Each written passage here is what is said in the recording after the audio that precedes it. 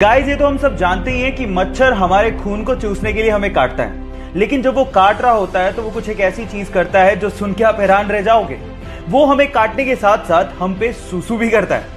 एक रिसर्च से पता लगा है कि कोई भी ब्लड सकिंग इंसेक्ट्स हमें काटने के साथ साथ हमारे शरीर पर सुसु भी करता है, क्योंकि हमारे ब्लड से उसे न्यूट्रिशन चाहिए। लेकिन हमारे ब्लड में न्यूट्रिशन के साथ साथ बहुत मात्रा में सॉल्ट भी होता है, जिसे वो यूरिन के थ्रू फटाफट से बाहर निकाल देता है। तो अगली बार जब आपको काटे तो आप याद रखिएगा वो आप पे सुसु भी कर रहा है। So take care about it. या आप भी पहले से जानते थे? नहीं जानते तो चैट सेक्शन में लिखना मत भूलिएगा। गाइस, अगर आप राजस्थान की राजधानी जयपुर गए हैं तो आप लोगों ने हवा महल तो जरूर देखा होगा। लेकिन हवा महल के बारे में एक फैक्ट शायद आप नहीं जानते। पूरी ही दुनिया में हवा महल इकलौती ऐसी बहुमंजिला इमारत है जिसकी नींव है ही नहीं, यानी कि इतनी बड़ी बिल्डिंग बिना नींव के खड़ी है। इसके आगे की बोल की मोटाई 8 इंच है, जिसके सहारे 5 मंजिला इमारत को खड़ा किया गया है। पूरी ही दुनिया में ऐसा आर्किटेक्चर का बेहतरीन नमूना शायद ही आपको देखने को मिले, जहां पर इतनी बड़ी बिल्डिंग फ्लैट सरफेस पर सालों से खड़ी है। गाइस, इंडिया भी आर्किटेक्चर में किसी से कम नहीं है, तो इसके लिए एक लाइक तो बनता है। प्लास्टिक हमारे लिए, एनिमल्स के लिए, समुद्री जीवों के लिए और इस एनवायरनमेंट के लिए बहुत खतरनाक है, क्योंकि इसको यूज करने के बाद उसका क्या किया जाए ये नहीं पता, क्योंकि अपने आप से खत्म नहीं होते। अब इसका ऑल्टरनेट क्या है? साइंटिस्ट लोगों ने इसका ऑल्टरनेट निकाल लिया है, जिसे हम सोलू बैग के नाम से जानते हैं। एक्चुअली सोलू बैग कैल्शियम कार्बाइड और नेचुरल रबर के कॉम्बिनेशन से बनाया जाता है। अब ये दिखता है एकदम प्लास्टिक के जैसा है, लेकिन इसकी खास बात यह है कि जैसे यूज करने के बाद आप इसको पानी में डालेंगे, ये पानी में चुटकियों में डिसॉल्व हो जाता है। और साइंटिस्ट लोगों का यह भी कहना है कि गलती से भी वो पानी किसी ने पी लिया तो उसके लिए कोई खतरा नहीं है।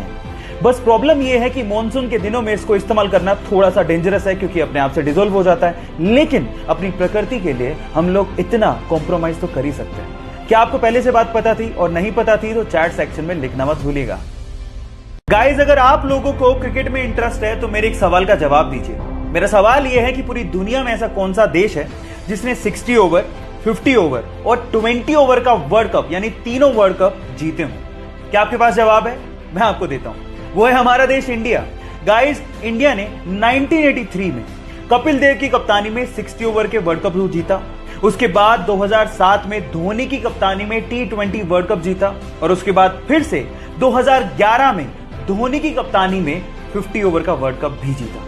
क्या आप पहले से बात ये जानते थे? और अगर नहीं जानते थे तो चैट सेक्शन में लिखना मत भूलिएगा। प्लास्टिक वाटर पोल्यूशन आज की बहुत बड़ी समस्या है। हम लोग ध्यान नहीं देते, जिसकी वजह से कचरा, प्लास्टिक ये सीवर लाइन से बहता हुआ हमारी नदियों को पोल्यूट कर रहा है। अब इसका समाधान क्या है? ऑस्ट्रेलिया के एक छोटे से शहर ने बहुत सिंपल सा इसका समाधान निकाला है। उन्होंने सीवर लाइन के आगे बहुत बड़े बड़े से नेट बांध दिए।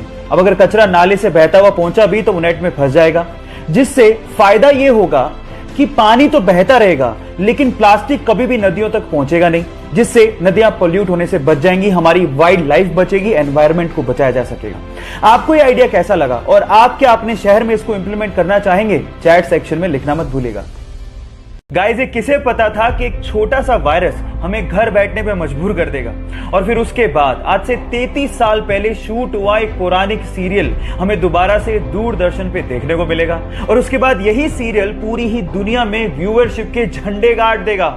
यस गाइस, ये बिल्कुल सच है। रामानंद सागर ने आज से 33 साल पहले यानी कि 1987 में रामायण सीरियल को शूट किया था, जिसे कोरोना के चक्कर में गवर्नमेंट ने दोबारा दूरदर्शन पे दिखाना शुरू किया। और 16 अप्रैल को, you can't even imagine, 7.7 crore की व्यूअरशिप के साथ इसने वर्ल्ड रिकॉर्ड बना दिया है।